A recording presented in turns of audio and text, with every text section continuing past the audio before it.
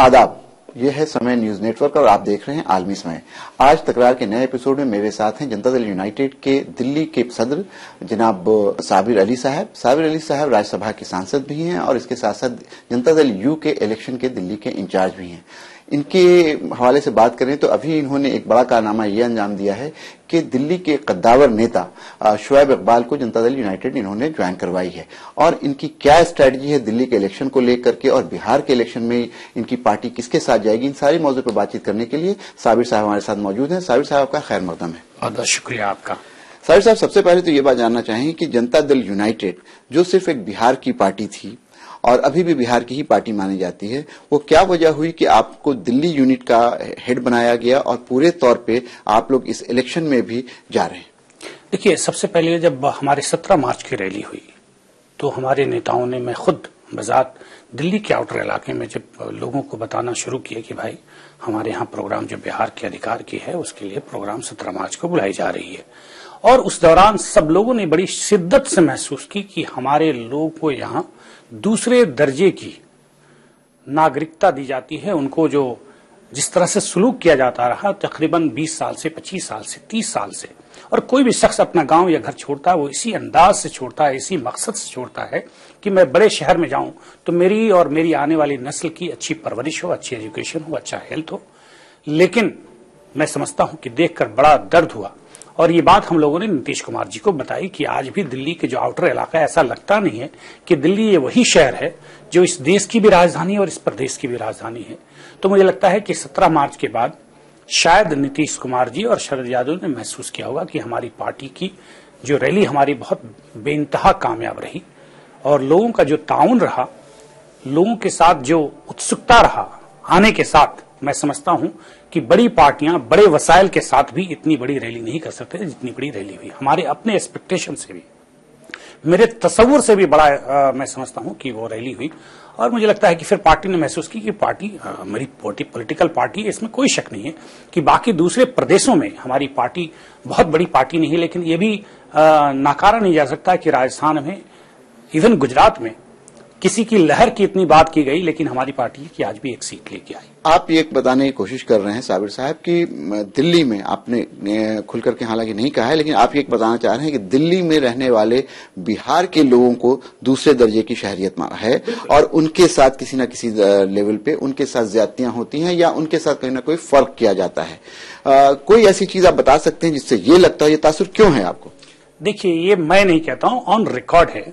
और इस प्रदेश की मुख्यमंत्री ने टिप्पणी की कि बिहारी लोग यहाँ पे आके चाहे कोई भी मामला दरपेश आता है तो सबसे पहले बिहारी नाम से पुकारा गया और उनको नीचा दिखाने की प्रयास की गई। लेकिन जब इलेक्शन का दौर आता है तो वो उनको सर पे लेके घूमने का प्रयास और कोशिश करते रहे।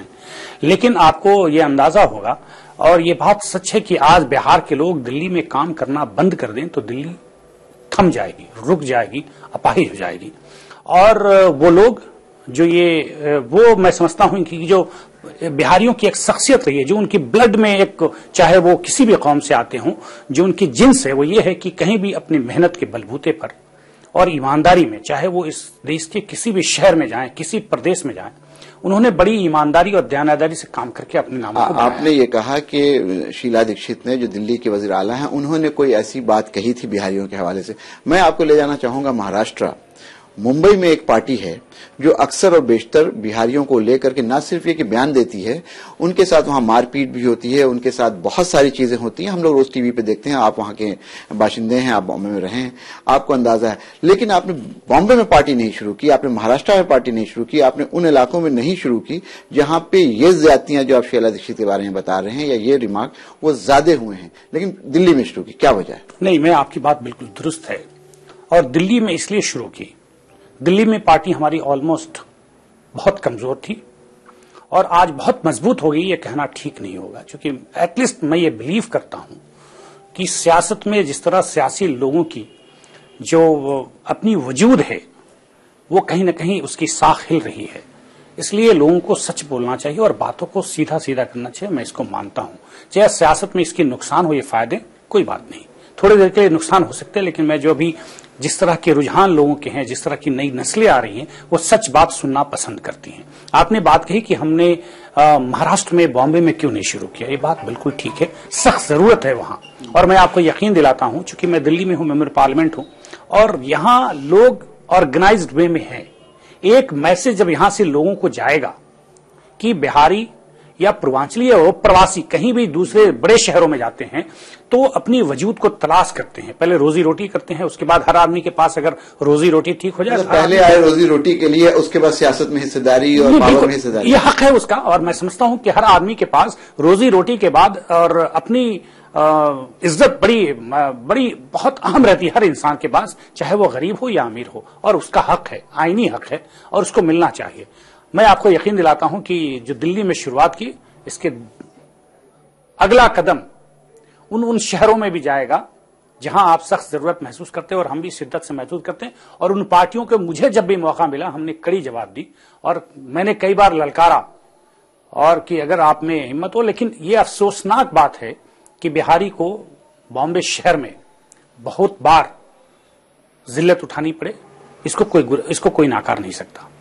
चलिए साबिर साहब, आप ये कह रहे हैं कि महाराष्ट्र भी आप जाएंगे, मुंबई भी जाएंगे, लेकिन आज दिल्ली में आपकी पार्टी बन चुकी है, आप दिल्ली के जेडीयू के सदर हैं और इलेक्शन के इंचार्ज भी हैं।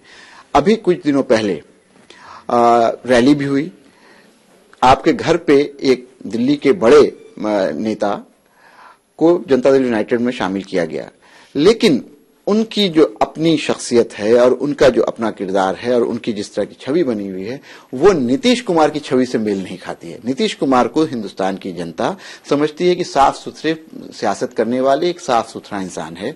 उनके साथ जिन साहब को आप पार्टी में लाए हैं, वो कहीं मेल नहीं खाता है। मैं आपको बड़ी साफगोई के साथ ये कहना चाहता हूं कि जिनका आप नाम नहीं लिया, मैं सिर्फ ये बताऊं कि उस शख्स की एक चीज बड़ी, और राजनीति में जो मूल बात होती है वो ये है कि हमारी पार्टी बीजेपी के साथ 17 साल रही, अपने बिल्कुल कंडीशन के साथ, और कभी भी बीजेपी को 8 साल बिहार में हम लोग सत्ता में रहे। उस बात पे भी आ जाता हूं कि जिनकी आपने बात की, वो आदमी जनता दल से उठा और उसी के इर्द गिर्द जो भी पार्टियां रही उसी में रहे, उसके अलावा कभी कांग्रेस और भाजपा में वो शख्स नहीं गया। मैं बजात उस इंसान को जानता हूं, और मैं समझता हूं कि ठीक है, इंसान की, हर आदमी की इलेक्शन लड़ने की, देखने की, उसने अपने वोटरों को देखने की अपनी एक जरूरत महसूस होती है, उस हिसाब से कदम उठाता है। सियासत में इसकी जरूरत भी है कि अगर कोई कुर्सी पे रहता है तो लोग पूछते हैं कुर्सी पे रहने का, तो फिर बहुत उसकी जो पीछे के लोग रहते हैं वो कहीं ना कहीं मायूसी के शिकार हो जाते हैं। तो हर आदमी की प्राथमिकता। मेरा सवाल आपसे साबिर साहब कि जिनको आप लेके आए हैं या जो आपकी पार्टी में शामिल हुए हैं, उनका जो एक पब्लिक में परसेप्शन है, सही या गलत मुझे नहीं मालूम, वो एक दूसरे तरह का है, और नीतीश कुमार का बिल्कुल साफ शफाफ उनका मामला है, तो वो कैसे तालमेल होगा? देखिए, मैं नहीं समझता हूं कि आप के इशारे किस तरफ है, लेकिन एक बात कह दूं कि उस विधायक का आज तक किसी भी तरह का पार्टी बदलने के जरूर इल्जाम लग सकते हैं, लेकिन बाकी किसी तरह के करप्शन के, किसी तरह के और कोई इल्जाम उस पर नहीं है, जहां तक मेरी अपनी जानकारी है। और बजात मैं खुद जानता हूं कि वो किसी पार्टी में रहें, हमारे यहां रहें या कहीं और रहें, 20 साल से मैं खुद जानता हूं। और राजनीति में 2 मूल बात होती है कि वो शख्स जो किसी को नुकसान नहीं पहुंचाए, और वो शख्स जो करप्शन में मुलविस नहीं हो, वो शख्स किसी ऐसे केस में जो हमारी समाज एक्सेप्ट नहीं करती है, इस तरह से अगर वो पार्ट है, तो राजनीति में फिर उसके लिए कोई बहुत बड़ी साथ रहने में कोई दुश्वारी नहीं है। ठीक है साबिर साहब, आपने अपनी बात कही, इसी बात पर वापस आएंगे कि उनको लाने के बाद आप लोगों की क्या सियासत होगी, लेकिन यहाँ वक्त हो गया है ब्रेक का, ब्रेक के बाद वापस आएंगे।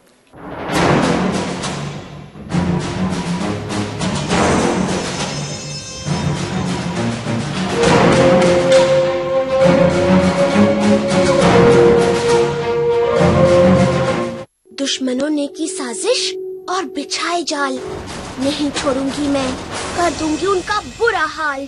चमत्कारों की दुनिया में देखना आप मेरा कमाल।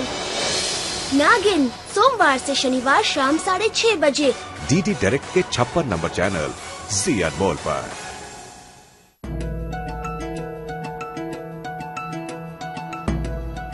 मैं बहुत जल्द आ रहा हूँ महफिल विद पंकज उदास में, सिर्फ समय पे। कभी इश्क और शराब को मिला कर पिया। ये कौन आ रहा है समर और सिया के बीच? क्या है उसके मंसूबे? आखिर बहू भी तो बेटी ही है। सोमवार से शुक्रवार रात 9 बजे सहारा वन पर।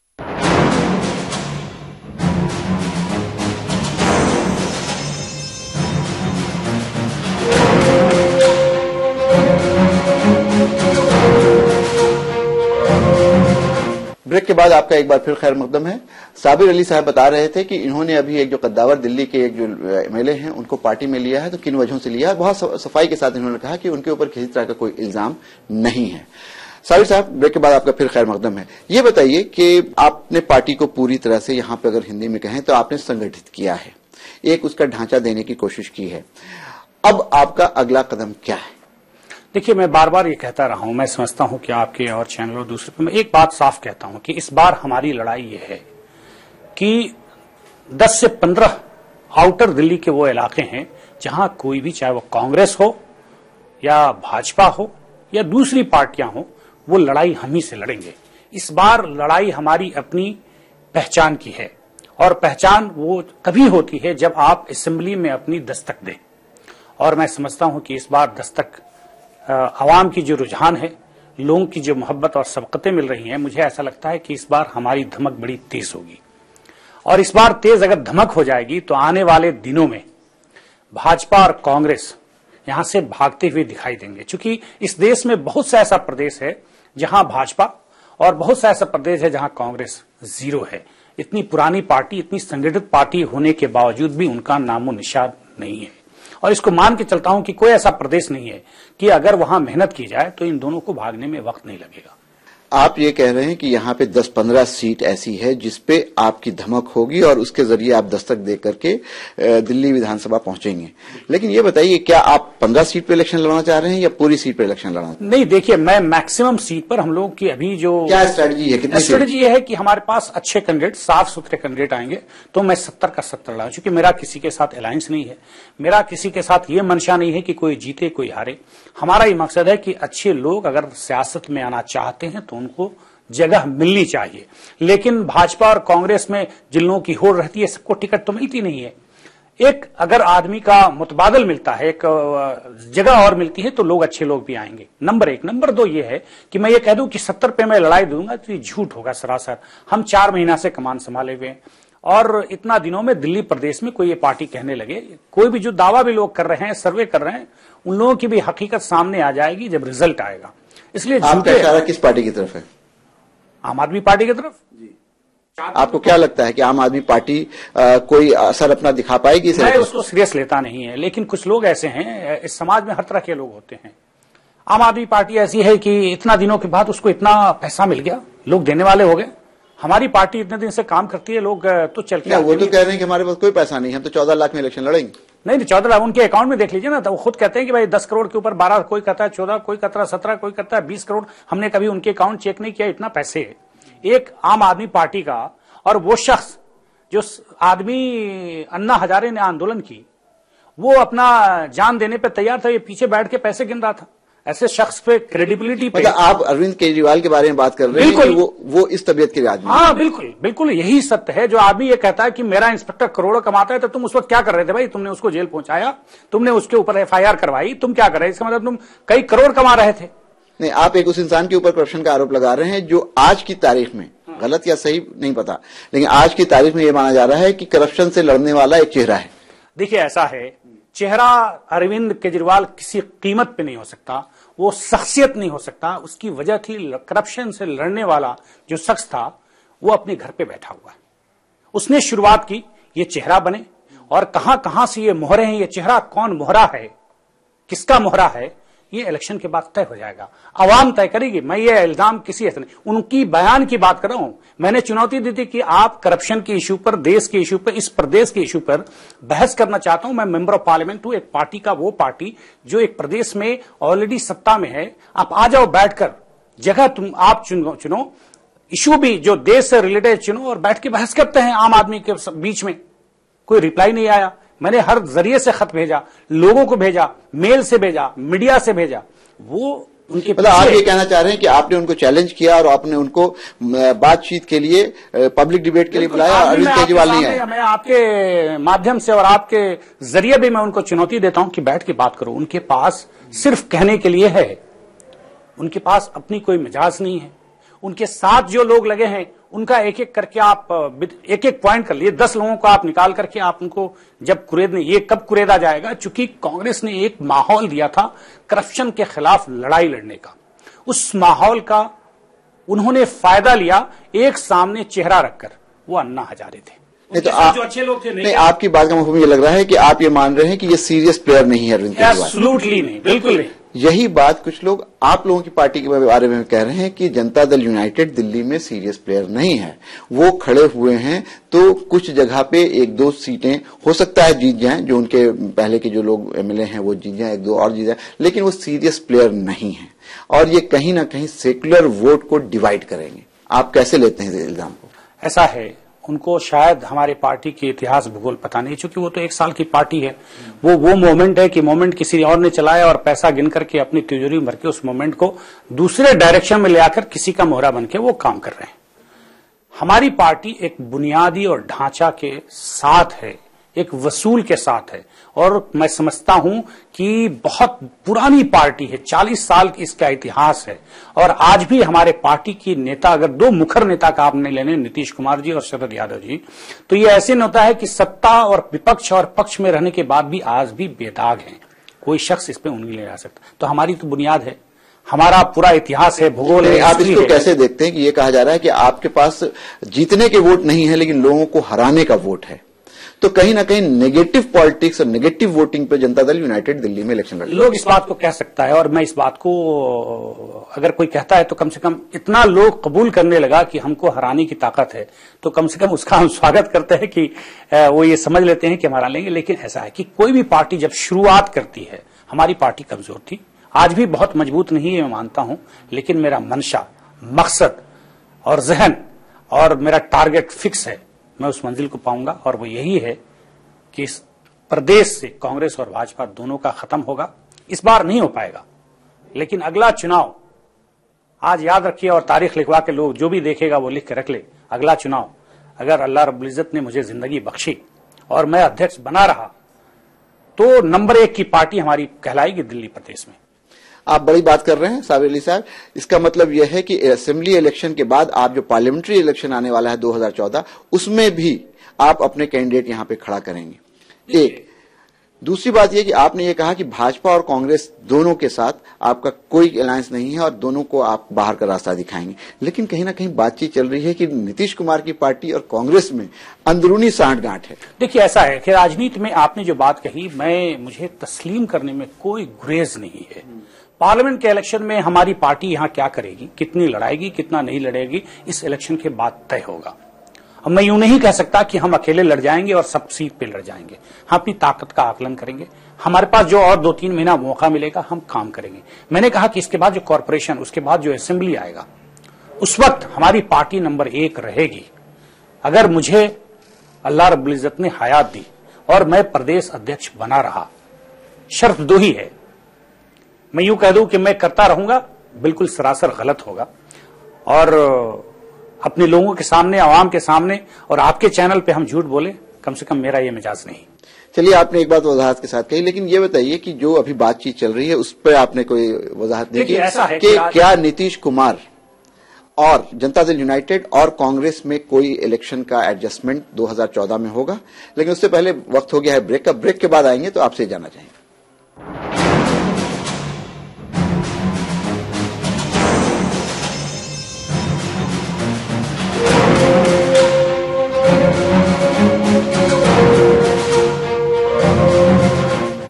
अनमोल है ये, इन्हीं से मिलती है शक्ति कि मैं समाज में अपनी जगह बनाऊं। समाज ने ना तो मुझे एक ब्राह्मण परिवार की बेटी के रूप में स्वीकारा और ना ही एक पत्नी के रूप में। छोटी बहू, सोमवार से शनिवार रात 7:30 बजे डीडी डायरेक्ट के 56 नंबर चैनल जी अनमोल पर।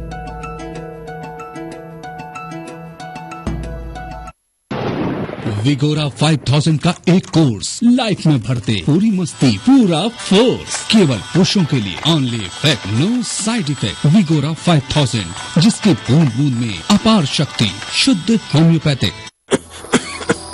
बड़ी मुश्किल है भैया, एक तरफ भारी बारिश, ओले और पाले की वजह से फसल खराब, और ये भाजपा सरकार किसानों को मुआवजा तक नहीं दे रही। हजारों किसान आत्महत्या कर रहे हैं, है चिंता भाजपा को।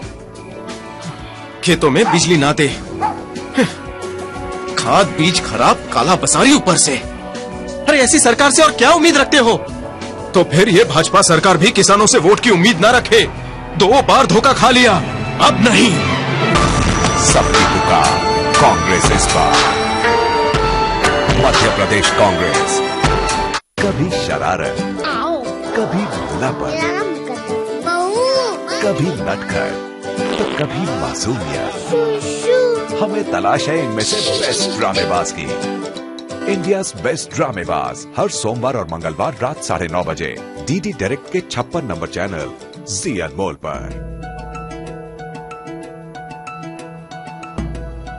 हम इसे अगर साड़ी उल्टी पुल्टी भी पहना देंगे तो इसे कुछ पता नहीं चलेगा। नहीं सोचा था प्राणी भाई की वो हमारी सेवा करेगी, यहाँ तो हम ही महारानी की सेवा कर रहे हैं। रुक अभी मजा चखाते हुए से ये बिंदी उसके गाल पर ही लगा देती हूँ।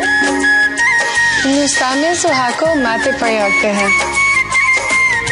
क्यों भाभी? मैं कैमली हूँ लंदन से और मेरा दिल है हिंदुस्तान में। फिरंगी बहू सोमवार से शुक्रवार शाम 7:30 बजे सहारा 1 पर।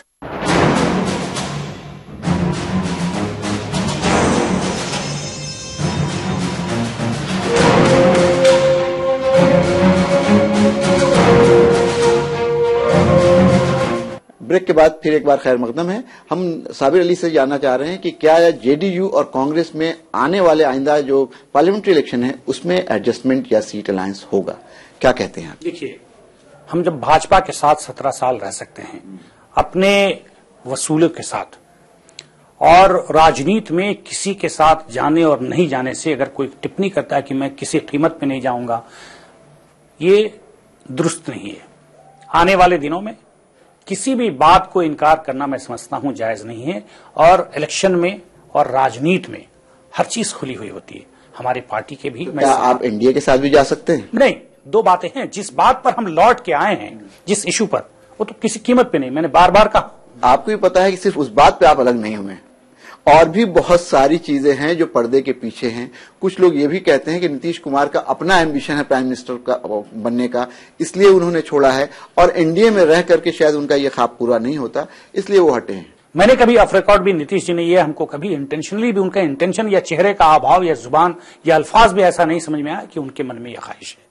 तो अगर बागडोर इस देश का दे दिया जाए तो मैं समझता हूं आरा न्यारा हो जाएगा इस देश का। लेकिन ये कैसे माना जाए साबिर साहब? अभी हम लोगों ने देखा कि 27 तारीख की मोदी जी की रैली में आपके प्रशासन और गुड गवर्नेंस और सुशासन के सारे दावे धरे के धरे रह गए, और जो बेसिक चीजें की जा सकती थी उस बम धमाके को रोकने के लिए, कहीं ना कहीं देखिए इस बात को ही मान रहे हैं लोग कि वो बम धमाका हुआ तो बिहार पुलिस की गलती से हुआ, और उससे मोदी जी को काफी बूस्ट हो गया। तो ऐसे में जब आपकी सरकार वहां पे विफल रही है, और एक दूसरी बात ये कि जब ये इतना बड़ा हादसा हो गया तो उसके बाद एक आदमी ना सस्पेंड हुआ है, ना एक आदमी के ऊपर कोई एक्शन हुआ है, तो ऐसे में आप देश की बागडोर कैसे संभालेंगे? देखिए, अगर सस्पेंशन किसी अफसर का किसी बात का अगर मैं समझता हूं कि वही रिजल्ट दे सकता है बेहतर, मैं इसको नहीं मानता। जब तक के जानकारी पूरी तरह से कलेक्ट नहीं कर ली जाए। बम धमाके बिहार में जब हुए उससे पहले तकरीबन 48 बम धमाका इस देश में, और तकरीबन हर प्रदेशों में जहां भारतीय जनता पार्टी की और कांग्रेस की और दूसरी पार्टियों की भी सरकारें रही हैं। ये जब कोई आदमी, अगर हम आप बैठे हुए हैं, कोई शख्स दूसरा आदमी आता है, अगर उसकी नीयत गलत है तो हम उस अंदाज से नहीं बैठे रहते हैं। हमारा काम है प्रिकॉशन लेना, और यही वजह है कि लोग सिक्योरिटी लेके घूमते हैं। मैं तो ये कहना चाह रहा हूं कि आप लोगों की गलती की वजह से, बिहार सरकार की गलती की वजह से मोदी जी को कैंपेन में बोलने का मौका मिल गया।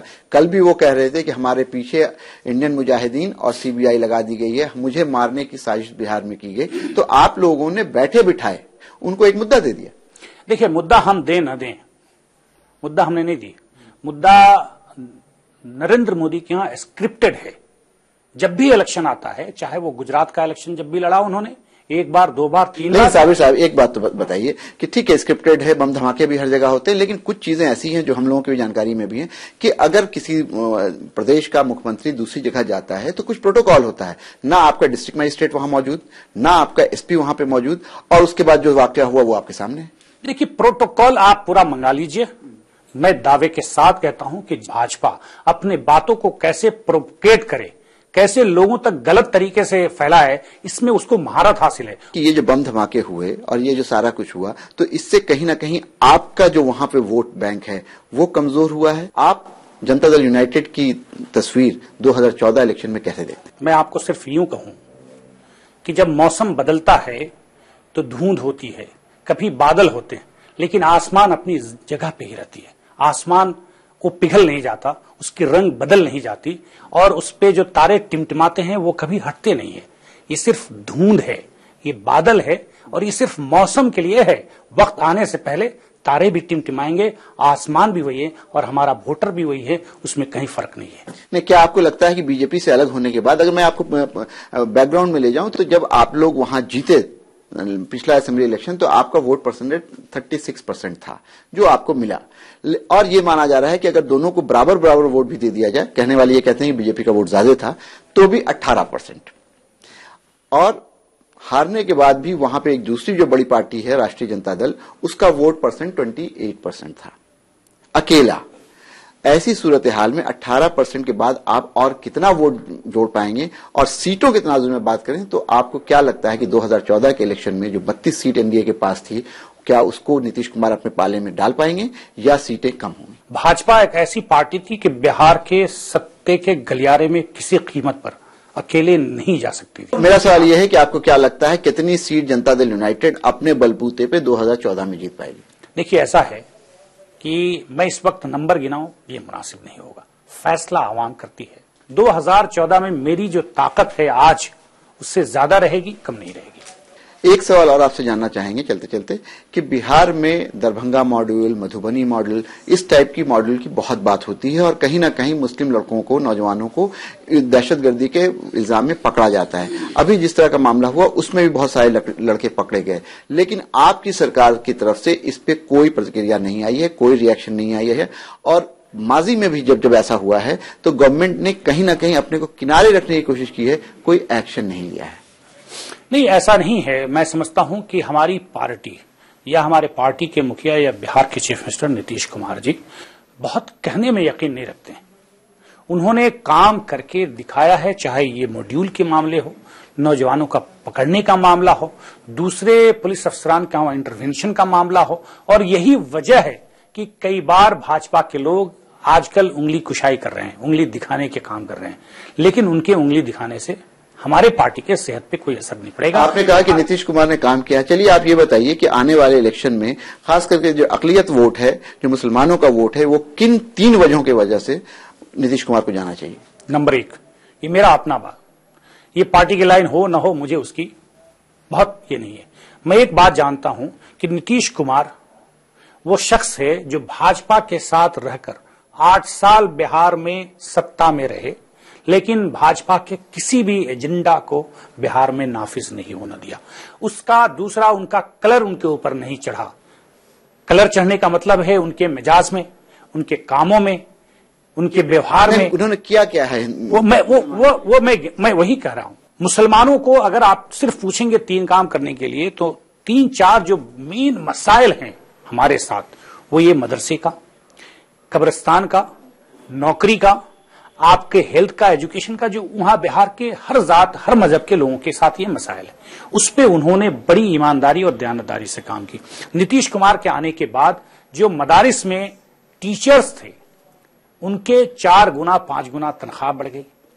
हर जगह के जो कब्रिस्तान के मामले में दंगे फसाद होते जाने जाती थी, उसकी घेराबंदी की बड़ी मजबूती के साथ जिला कलेक्ट्रेट को किया गया। मैं समझता हूं कि 70 से 80% जितने भी कब्रिस्तान है उसकी बाउंड्री होगी, क्योंकि हमारे लिए वो मसला है, क्योंकि उसमें जानवर जाता है, बहुत उसमें उनके साथ बेहुरमती होती है। हमारे यहाँ जो छोटे स्कूल जैसे आंगनवाड़ी है, उस तरह हमारे यहाँ बच्चे लोगों को, खासकर अकलियत के बच्चे लोगों की भी पढ़ाई हो, उन्होंने इस तरह की इंस्टीट्यूशन खोली।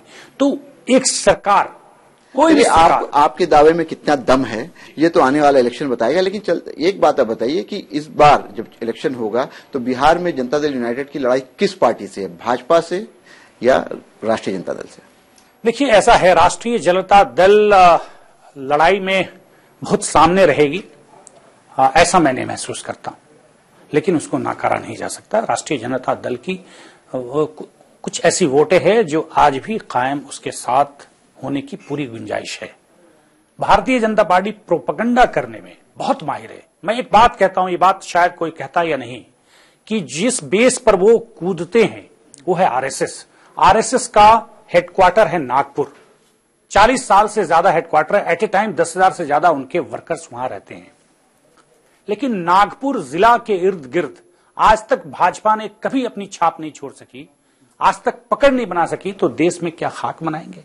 इसलिए वो प्रोपगंडा करने वाले लोग हैं। मतलब आप ये मान रहे हैं कहीं ना कहीं कि आपकी लड़ाई राष्ट्रीय जनता दल के साथ ही होगी? राष्ट्रीय जनता दल लड़ाई में रहेगी, ट्रायंगुलर रहेगा, लेकिन मेरी पार्टी और उसमें फासले, देखिए लड़ाई रहती है लेकिन फासले कितने रहेंगे वो बहुत दूर तक है। हमारी पार्टी और भाजपा और जनता दल, राष्ट्रीय जनता दल की दूरियां बहुत दूरियां रहेंगी। आपके दावे में कितना दम है ये तो आने वाला इंतखाब बताएगा। आपने आलमी समय के लिए अपना वक्त निकाला, इसके लिए बहुत बहुत शुक्रिया। आपका भी बहुत बहुत तहे दिल से शुक्रिया। नाजरीन, आज तकरार में बस इतना ही। अगले हफ्ते फिर किसी नई शख्सियत के साथ मुलाकात होगी। आदाब।